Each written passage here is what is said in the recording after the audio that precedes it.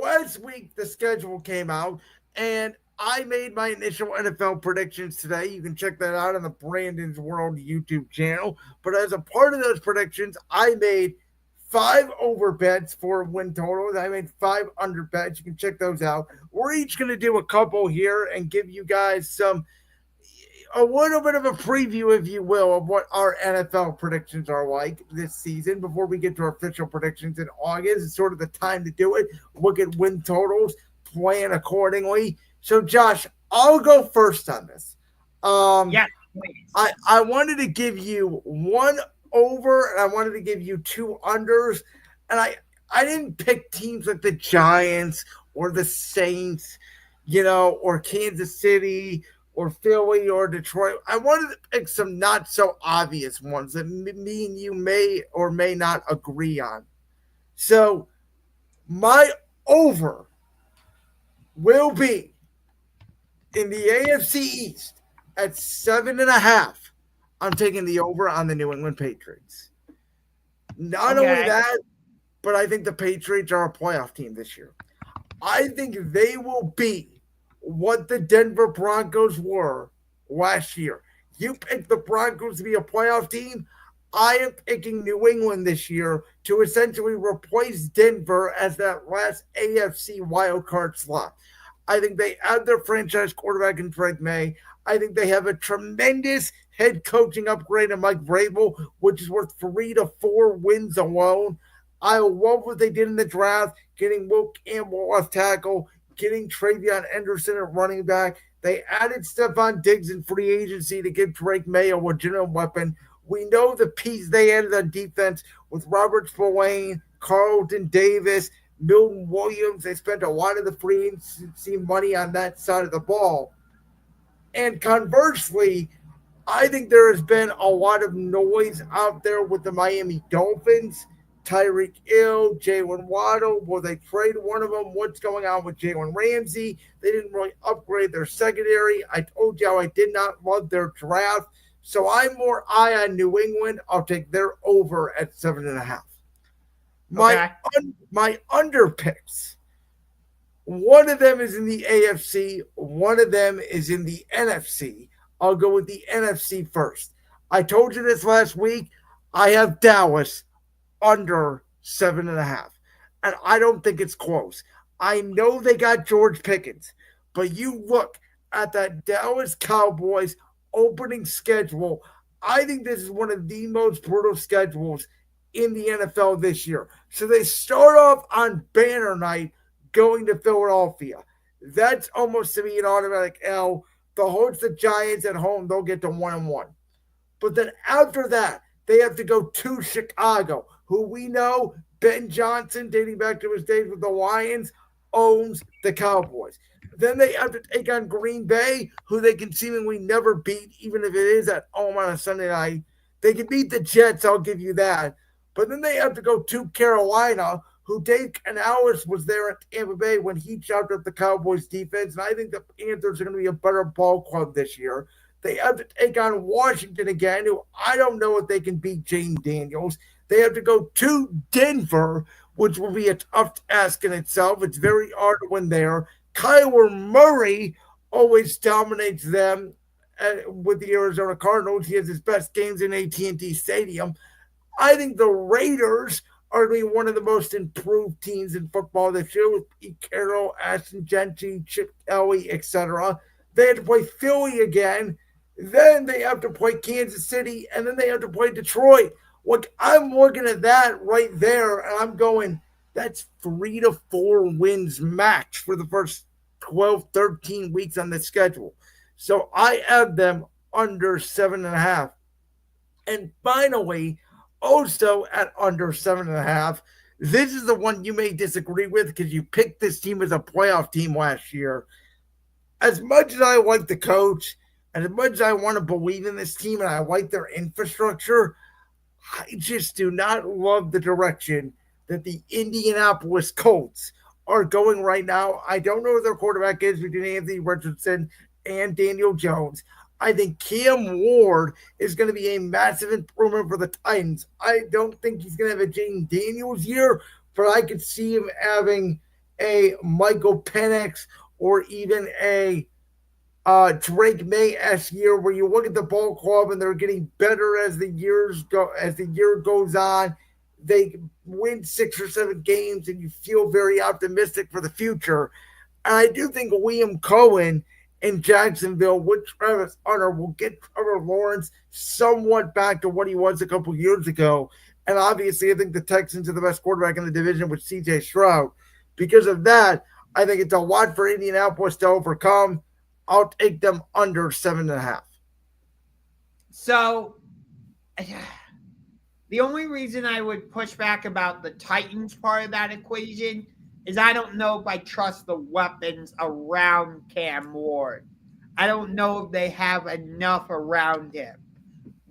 Granted, we saw what Jaden Daniels did with Washington, but I already liked the weapons the Commanders had with Terry McLaurin, Brian Robinson, Zach Ertz. Tennessee doesn't have that, so that's where I slightly disagree with you, though I understand what you are saying about the Colts overall. I'm looking at two teams. The Buccaneers, first of all, Tampa Bay, their win total for 2025 is set at 9.5, according to BetMGM. And I want to say that they're going to go over that. But then I look at their schedule. They've got at Atlanta in week 1. They should win that. But in week 4, they host Philadelphia. Week 6, they host San Francisco. Week 7, they're at Detroit. Week 11, they're at Buffalo. Week 12, they're at the Rams. They host Arizona. That's a bit of a tough schedule. So as much as I love the Buccaneers, I think they're going to go a little bit under 9.5. And then when I look at Chicago, yes, they're in a tough division. Every team is really good in the NFC North. Green Bay, Minnesota, Detroit. They're, huh? I didn't say anything. Oh, their win total as of right now is set at 8.5. With the addition of Ben Johnson and implementing his style of offense with Caleb Williams and adding a very solid tight end in Colston Loveland. And I believe Chicago added another running back, if I'm not mistaken. Correct me if I'm wrong on that. But I believe they did. Because they want to try and replicate what Detroit did. The draft they did. I don't think they did in free agency. Okay. But either way, I think Chicago's trying to replicate what Detroit did with under Ben Johnson. My one question with the Bears is their defense. I don't know if I can fully trust them. That being said, though, 8.5 seems a little bit low for me. So I'm going to take the over on that. So I completely agree with you on Chicago. I have them as one of my over picks as well.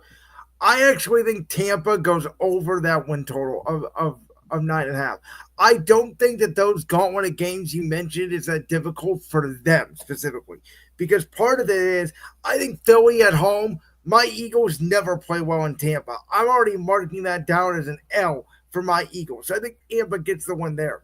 I don't know how good Michael Penix is in Atlanta, and I don't think that as a second place team, they're even close to Tampa. I think Tampa wins that division relatively easily. San Francisco, I think, is a harder matchup for them, but I think that they match up well with the Rams. I think they match up well with the Lions, like we've seen the last couple of years, where, yes, they're hard games, but they could theoretically win both those games are always split in that scenario. And I do think their offense is better than Arizona's as well. So that's where I see Tampa is. I think they have a good enough offense, and I think they have Todd Bowles as a defensive coordinator who puts a lot of pressure on these quarterbacks that's going to win them more games than I think some people may think.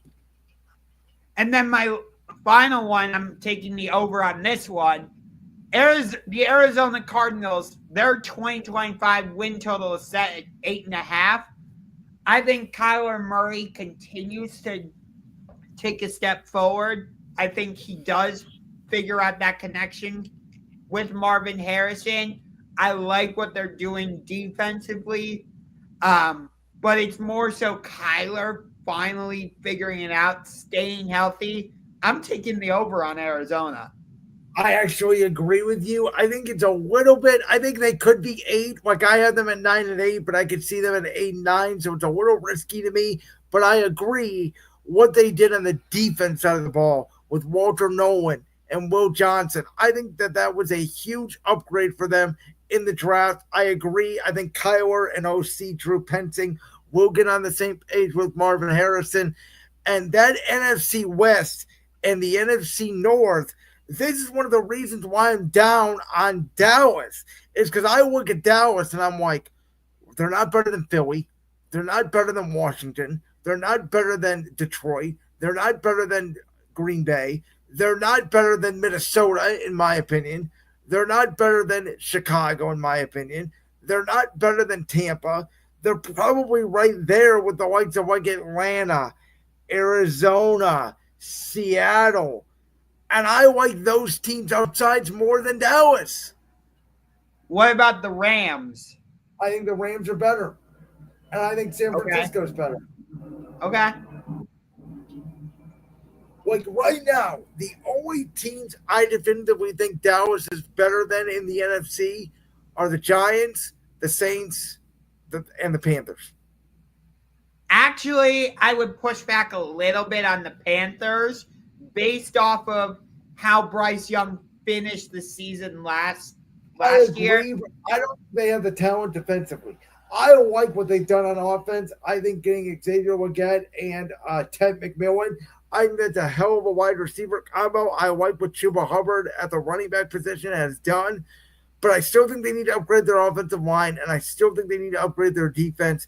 I don't think they're there yet. I think they're, again, a victim of they're not better than Atlanta.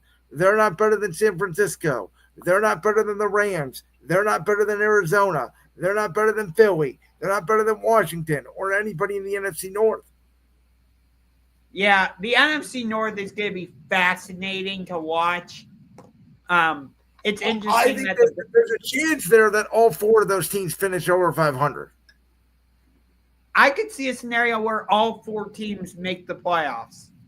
That would be, there's a scenario, but man, that would be difficult. Because you would then talk about Washington or Philly not making it, the Rams or San Francisco not making it, or Arizona even for that matter.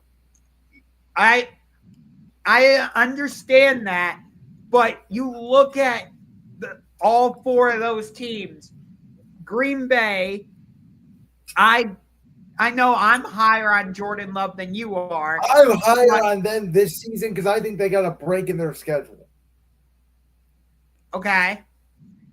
And do I think Detroit's going to take a step back? Yes. But do I think they're going to fall off a cliff? No.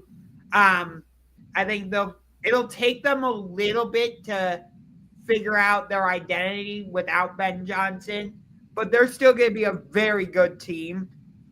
I really like J.J. McCarthy. I think he's going to step in and play very well for Minnesota. And we already talked about it with Chicago. So I really do think there's a possibility all 4 teams get in. I really do. My thing with Minnesota is those 14 wins last year sort of feels like it comes back to 8 or 9 this year. And I still don't trust Brian Flores, the defensive coordinator. I don't know how good their defense is. Like, I don't know. I think of all those teams in that division, the one with the least amount of upside, believe it or not, even though they're a good team, is the Vikings. Really? Yes. Okay. I think that they have, as good as J.J. McCarthy, I think he may be the worst quarterback in that division. Because I think Caleb is going to have a hell of a year this year. I think Caleb Williams is going to have the year that I predicted him to have last year, this year. So, from what I've seen, the Detroit Lions are the betting favorite to win that division. Oh, for the record, I'll back this. I think the Packers are actually going to win that division this year. You, I don't.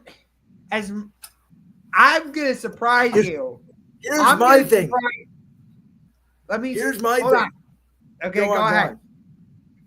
I could see a scenario where Ben Johnson, in his rookie season with the Chicago Bears, pulls it off, wins that division. I With could see Caleb it too. But also, look at Green Bay's schedule, Josh. So they get early in the year. We just talked about the Lions are going to have new coordinators. They get them week 1 at home. That is advantage Green Bay to me. Then they go on a short week. They get Washington. Guess where? They get them at home. That's an advantage. Then they get Cleveland. Then they get Dallas, who they own. Then they get the Bengals, who we know always get off to a cold start. And guess where they get them at? At home. Then they get Arizona, tough game going to the West Coast. Then they get the Steelers, who even if Aaron Rodgers is their quarterback, you know they're going to be motivated there to beat the Steelers in Pittsburgh, and I think they're a better team anyway. Then they get Carolina at home. Then they get Philly, who I know Philadelphia's beat them recently, but you know what? That game is at home. Then they get and the it's Giants, on and and it's it's on on Monday. Monday night. Yep. And then they get the Giants, and then they get Minnesota, but they get them at home. Like I could see them getting off to, dare I say, 9-2, 10-1 start. I can really see that. Yeah. I know Tom Grossi would love that because he is a big time Green Bay Packers They fan. get all their big games early in the year at home, and even their tough games are like, okay, they always beat Dallas on the road. Cincinnati, they get them at home. Philly, they get them at home. Washington, they get them at home. Detroit, yeah, Detroit's probably a better roster, but Detroit's going to come in with all new coordinators week 1. When do they play Baltimore? I believe that would be so week 13. I know that they are playing the Lions on Thanksgiving. They play Baltimore week 17. That's 2 days after Christmas, but it is again at home. So they have to. So their two AFC North road games Are the are, Steelers and Browns. Huge break for them. yeah. That's what I'm saying. They got a huge schedule break. Yeah, they really did. Because your two toughest AFC North games are at home. And your two toughest NFC games, arguably Philly, Washington, they're both at home. Yeah. And I would say your hardest road test is at Detroit on Thanksgiving, where you have played very well in Detroit. Yeah. I remember that was their turning point game a couple years ago. So I could definitely see a scenario where Green Bay wins that division. But I look at Chicago's schedule. I'll pull it up. I look at the Bears' schedule. They got Minnesota at home. They get Dallas at home. Yes, they're at Washington. That is a revenge game. Which? At Washington. Oh, yeah. And that's on Monday Night Football. They host New Orleans, okay?